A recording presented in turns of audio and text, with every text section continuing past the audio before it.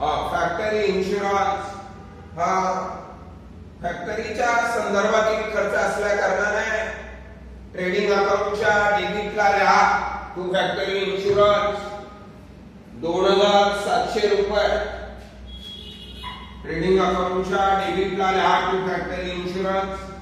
त्याच्यानंतर पुढे पोस्टेज हा खर्च आहे.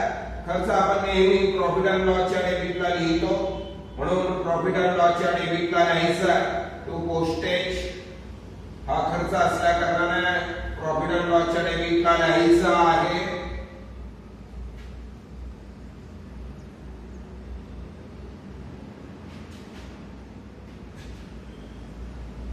₹1600 ऍडजस्टमेंट नाही. त्याच्यानंतर बिल्स रिसिवेबल बिलाची रक्कम येणे बाकी. येणे रक्कम आपण नेहमी ऍसेट साइडला लिहितो, म्हणून ऍसेट साइडला लिहायचं आहे बिल्स रिसिवेबल 13700 रुपये.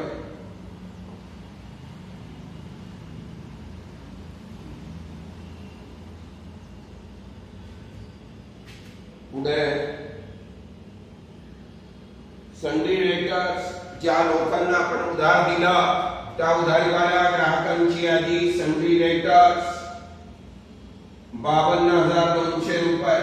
त्याच्यावर दोन ऍडजस्टमेंट आहे.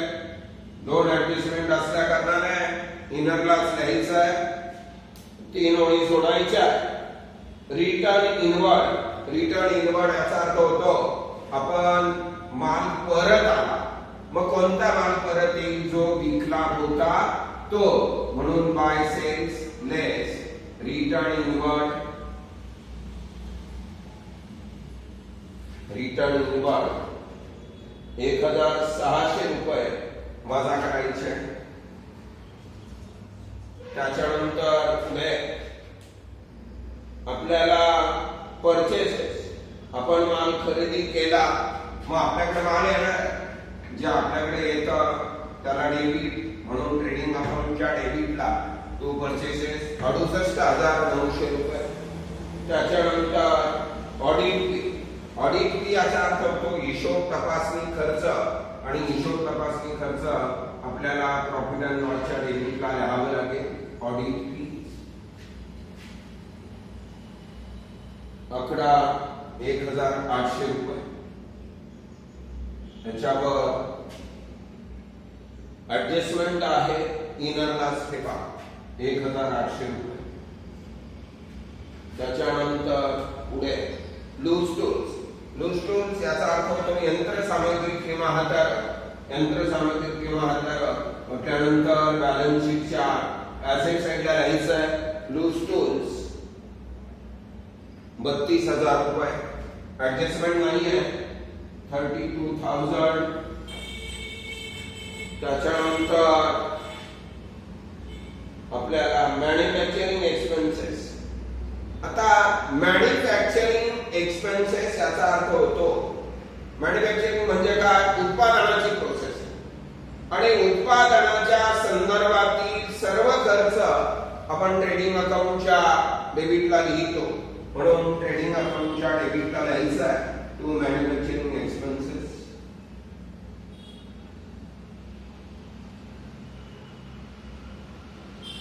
आपल्या 1,820 रुपये. पुढे इलेक्ट्रिसिटी चार्जेस हा खर्च आहे, आणि खर्च असल्या कारणाने प्रॉफिट अँड लॉसच्या डेबिटला लिहा टू इलेक्ट्रिसिटी चार्जेस 2,600 रुपये. इलेक्ट्रिसिटी चार्जेस 2,600 रुपये. ऍडजस्टमेंट नाही आहे म्हणून ती रक्कम बाहेर घ्या. जनरल एक्सपेन्सेस हा सुद्धा खर्च आहे प्रॉफिट अँड लॉसच्या डेबिटला. जनरल एक्सपेन्सेस 3,400 रुपये. एक्सपोर्ट ड्यूटी एक्सपोर्ट म्हणजे निर्यात करणे. मग निर्यात म्हटल्यानंतर हा विक्रीच्या संदर्भातील खर्च आहे, आणि विक्रीच्या संदर्भातील सर्व खर्च आपण प्रॉफिट अँड लॉसच्या डेबिटला लिहितो. म्हणून एक्सपोर्ट ड्युटी हा 1000 रुपये खर्च प्रॉफिट अँड लॉसच्या डेबिटला लिहायचा आहे. त्याच्यानंतर कॅश इन हँड, हातात असलेली शिल्लक रक्कम आपण नेहमी ऍसेट साइडला लिहितो. म्हणून ऍसेट साइडला लिहायचा कॅश इन हँड 75,000 रुपये. बँक बॅलन्स 29,000 रुपये. बँकेत पैसे आपले शिल्लक आहेत. शिल्लक रक्कम आपण नेहमी ऍसेट साइडला लिहितो. म्हणून बँक बॅलन्स ऍसेट साइडला लिहायचा आहे. कन्व्हेन्स याचा अर्थ होतो प्रवासातील खर्च. मग ट्रॅव्हलिंग आणि कन्व्हेन्स असा शब्द येतो.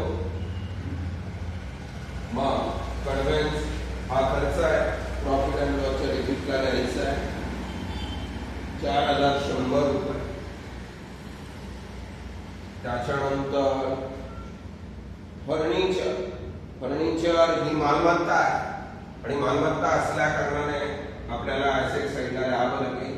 फर्निचर 64,000 रुपये. इनर लॉस किंवा ऍडजस्टमेंट. पुढे सॅलरी हा खर्च आहे. खर्च म्हटला की प्रॉफिट अँड लॉसच्या डेबिटला लिहावं लागतं. सॅलरी 2,000 रुपये. ऍडजस्टमेंट नाहीये, बाहेर घेऊन टाका. रेंट रेट्स अँड टॅक्सेस हा पण खर्च आहे. खर्च आपण नेहमी प्रॉफिट अँड लॉसच्या डेबिटला लिहितो. म्हणून प्रॉफिट अँड लॉसच्या डेबिटला लिहायचं आहे रेंट रेट्स अँड टॅक्सेस 3,700 रुपये.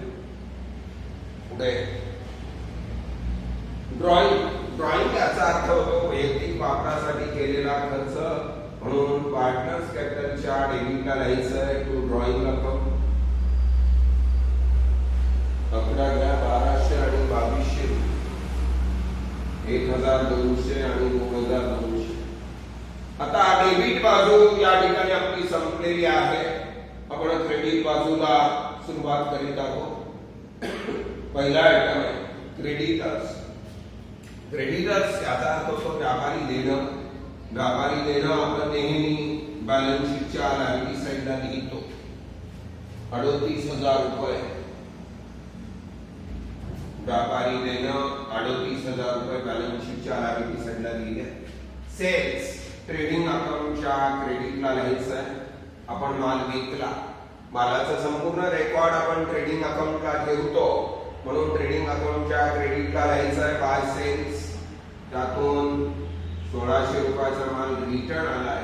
म्हणून तेवढी रक्कम वजा करून 1,73,400 रुपये आपण बाहेर घेतलेले आहे. कॅपिटल अकाउंटचे balances by balance brought down. Mithesh 1,50,000 रुपये आणि मंगेश 50,000 रुपये. त्याच्यानंतर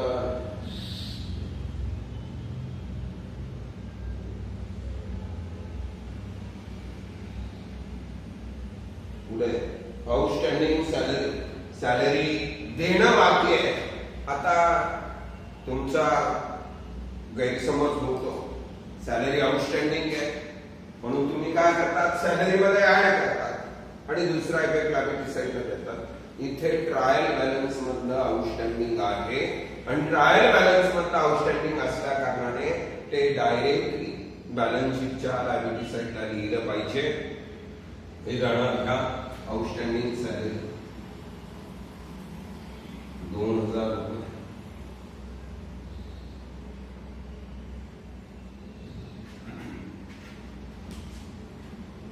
त्याच्यानंतर बिल्स पेबल बिलाचे पैसे देणं बाकी. देणं आपण नेहमी लायबिलिटी साइडला लिहितो बिल्स पेबल 18,000 रुपये 18,000. त्याच्यानंतर रिटर्न आउटवर्ड आपण जो काही माल खरेदी केला होता त्यातला काही माल आपल्याला परत पाठवावा लागला. मग तो 1800 रुपयाचा माल परत पाठवलेला आपण. मग 67,100 बाहेर घ्या. त्याच्यानंतर करंट अकाउंट, या उदाहरणामध्ये करंट अकाउंट दिलेला आहे. आपण या ठिकाणी कॅपिटल अकाउंट न तयार करता करंट अकाउंट तयार करायला पाहिजे होतं, पण मी पाहिलं नव्हतं म्हणून मी या ठिकाणी कॅपिटल अकाउंट तयार केलं होतं. आता कॅपिटल अकाउंटचे बॅलन्सेस मी डायरेक्टली बॅलन्स शीटच्या लायबिलिटी साईडला लिहून घेतो आहे आणि या ठिकाणी फक्त करंट अकाउंटचे बॅलन्सेस लिहिणार आहे. ही 3,000 आणि 2,000 रुपये. करंट अकाउंट दिलेला असेल तर करंट अकाउंट ओपन करावं आणि त्यांनी ज्यावेळेस आपण करू त्यावेळेस त्याचा दुसरा म्हणजे शेवटी बॅलन्स मिथेश आणि मंगेश असं लिहावं लागेल आणि मग टॅली होईल. आता या ठिकाणी आपण जसाच्या तसा ट्रायल बॅलन्स उतरवला. आता याच्यामध्ये आपल्याला ऍडजस्टमेंट आहे. Mithesh and Mangesh are sharing profit and losses in the ratio of 3:1. म्हणजे यांचा प्रॉफिट शेअरिंग रेशो 3:1 आहे. 3:4 भाग आपल्याला ज्यावेळेस नफा होईल त्यावेळेस करावा लागतील. आता कुठल्याही प्रकारचा त्याचा इफेक्ट होणार नाही. तो फक्त नफा वाटण्यासाठी ती ऍडजस्टमेंट होती म्हणून त्याचं टेन्शन घ्यायचं काही काम नाही. दुसरी ऍडजस्टमेंट,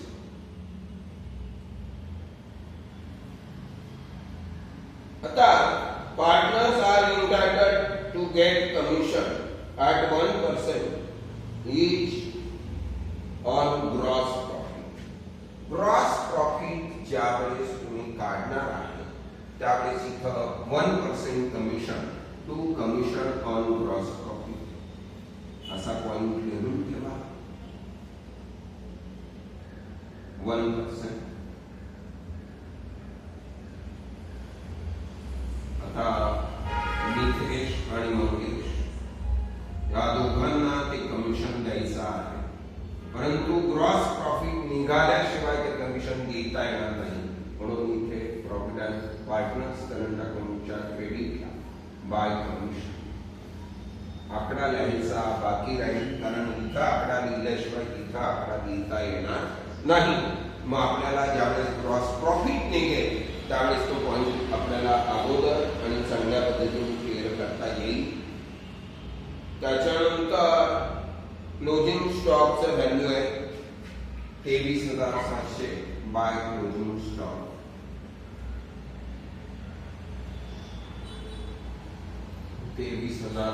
पहिला इफेक्ट ट्रेडिंगच्या क्रेडिटला आणि दुसरा इफेक्ट बॅलन्स शीटच्या ऍसेट साईडला. प्रत्येक ऍडजस्टमेंटचे 2 इफेक्ट होतात हे ध्यानात घ्या. त्याच्यानंतर आउटस्टँडिंग एक्सपेन्सेस देणं बाकी आहे. मग ऑडिट फी ऍड आउटस्टँडिंग 400 रुपये.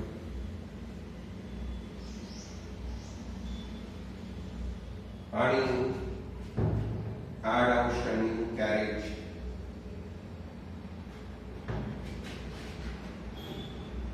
600 रुपये. हे दोन्ही देणं बाकी आहे. देणं आपण नेहमी लायबिलिटी साईडला घेतो म्हणून लायबिलिटी साईडला आउटस्टँडिंग एक्सपेन्सेस म्हणून असं हेडिंग द्यायचं आहे. त्यामध्ये कॅरेज 600 रुपये,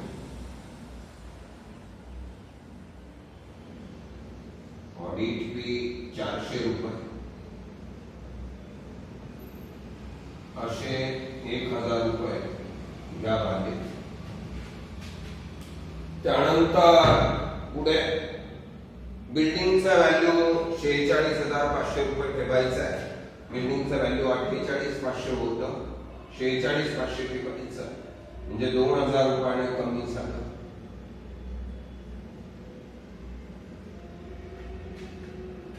मग बिल्डिंगचा व्हॅल्यू कमी झाला म्हणजे डेप्रिसिएशन अकाउंट,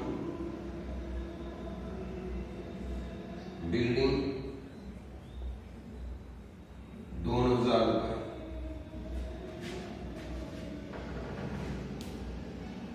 फर्निचर वर 5% डेप्रिसिएशन, मलेज डेप्रिसिएशन फर्निचर 3200 रुपये, 60,800 रुपये outer life furniture,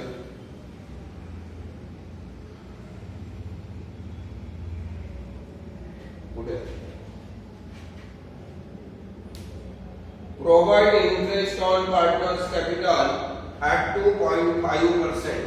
partners capital वर व्याज द्यायचा आहे बाय पार्टनर्स करंट अकाउंटच्या क्रेडिटला by interest on capital.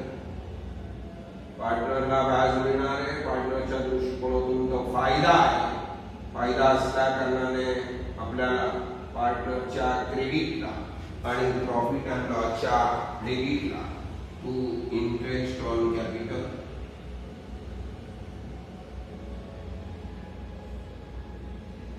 Mithesh 3,750 रुपये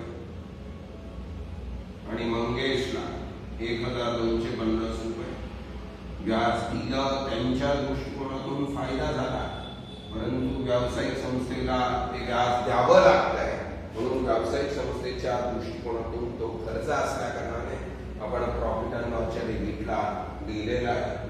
त्याच्यानंतर तुम्हाला goods of ₹900 were taken over by Mangesh for his personal use. आता 900 रुपयाचा माल आपण वैयक्तिक वापरासाठी खर्च केलेला आहे, काढलेला Mangesh by Mangesh drawing account.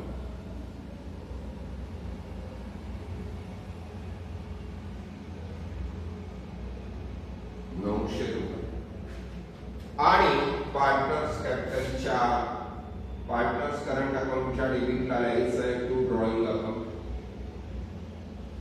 मंगेशच्या column मध्ये ₹900. त्याच्यानंतर राईट ऑफ ₹1,000 ॲज बॅलेन्स 1,000 रुपये गुणित उधारी लेस बॅलेन्स. 1,000 रुपये उधारी गुणते नुकसान आहे, नुकसानीला आपण नेहमी डेबिट देतो. मग नुकसान आपण नेहमी प्रॉफिट अँड लॉसच्या डेबिटला देतो टू बॅलेन्स 1,000 रुपये आणि न्यू आरडी. आता 52,000 आपलं 51,200 वर 3% 1,536 रुपये लेस आरडी.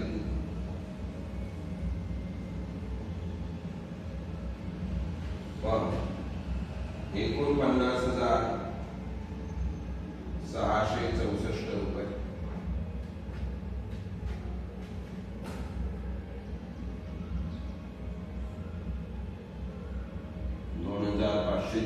बाहेर घ्या. आता त्याच्यानंतर आपल्याला या ठिकाणी उदाहरणातील ऍडजस्टमेंट संपलेल्या आहेत. आपल्याला आता पहिल्यांदा ट्रेडिंग अकाउंट क्लोज करावं लागेल.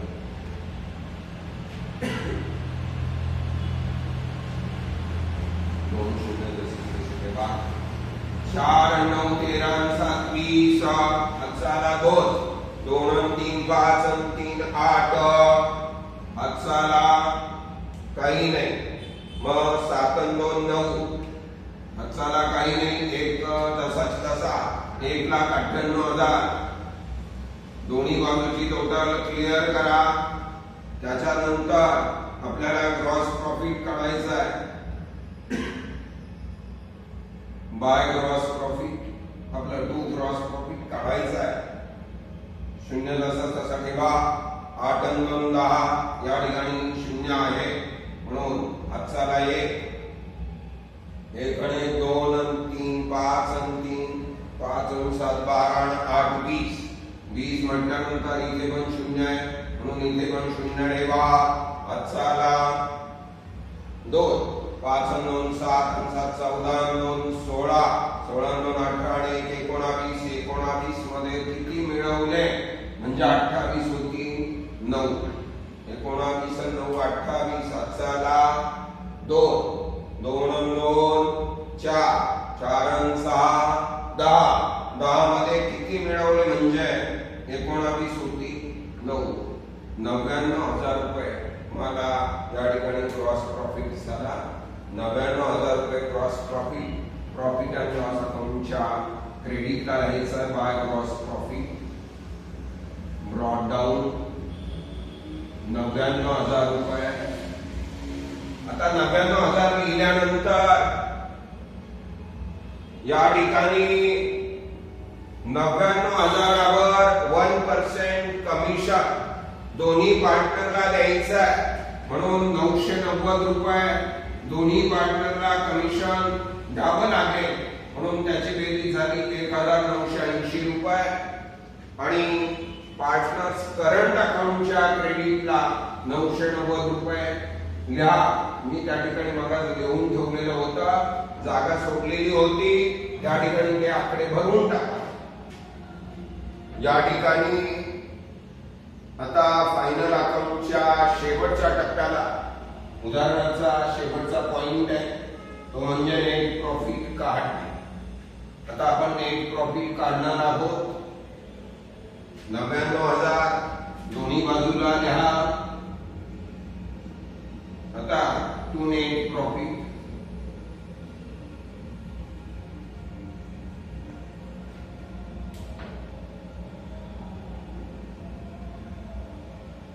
या ठिकाणी 6 आहे. 6 मध्ये किती मिळवले म्हणजे 10 होती. 6 4 10 हातचाला 1 1 आणि 8 9 9 3 12 12 मध्ये किती मिळवले म्हणजे 20 होती. 12 8 20 हातचाला 2 2 6 8 2 10 6 16 4 20 21 28 37 39 44 44 मध्ये किती मिळवले म्हणजे 50 होती. 44 आणि 6 50 हातचाला 5 5 आणि 1 6 2 8 2 10 10 3 13 आणि 14 18 आणि 20 20 आणि 3 23 आणि 24 आणि 5 29 34 36 36 मध्ये किती मिळवले म्हणजे 39 होती.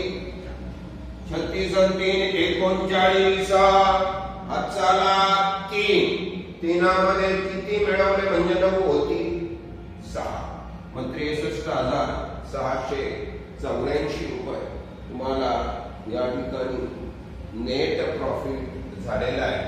आता ह्या 63,684 रुपयाचे आपल्याला 4 भाग करायचे.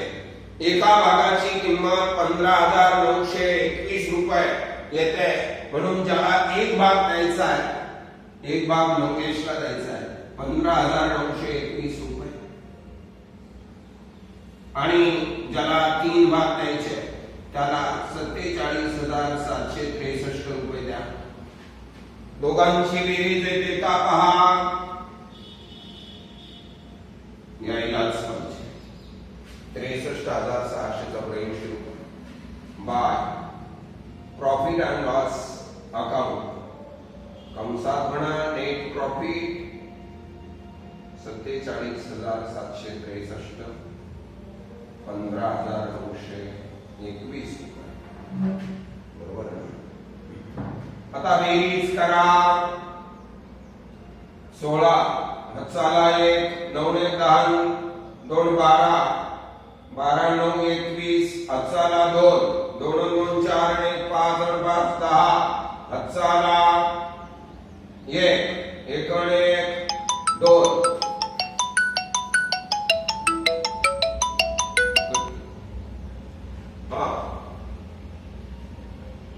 3 15 आणि 20 हातचाला 2 11 आणि 25 हातचाला 2 8 आणि 15 हातचाला 1 4 आणि 1 5, 55,503 रुपये मधून 1200 गेले. टू बॅलन्स कॅरीड आउट 54,303 रुपये आणि 20,161 मधून 3,100 गेले.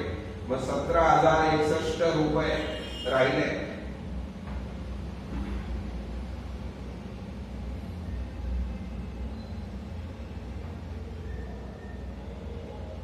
मग आता 54,303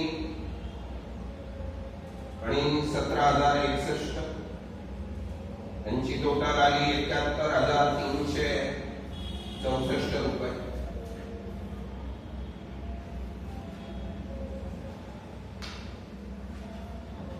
आता आपल्याला दोन्ही बाजू टॅली झाल्या तर समजायचं आपलं उदाहरण बरोबर आहे. नाही जर टॅली झालं तर समजायचं आपलं उदाहरण कुठेतरी चुकलेलं आहे.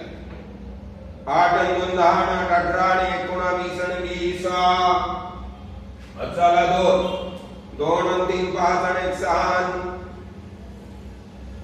7 13 चला 1 3,30,364 तुमची नेगेटिव्ह साइड आली. असेट साइड येते का पहा. 64 आले. 7 आणि 5 12 आणि 18 आणि 15 33 चला 3 12 आणि 9 21 आणि 23 28 30 आणि 3 40 चला 4 4 आणि 4 8 आणि 1 9 9 4 13 आणि 16 आणि 23 आणि 25 आणि 31 आणि 33. या ठिकाणी तुमचं उदाहरण 3,30,364 ला टॅली झालं. अशा पद्धतीने तुम्हाला फायनल अकाउंटचं उदाहरण टॅली झालं पाहिजे. फायनल अकाउंटचं उदाहरण टॅली झालं तर समजायचं आपलं उदाहरण बरोबर आहे. म्हणून माझ्या YouTube चॅनलला तुम्हाला माझं जर लेक्चर आवडलं असेल तर माझ्या YouTube चॅनलला सबस्क्राईब करा, लाईक करा आणि शेअर करायला विसरू नका.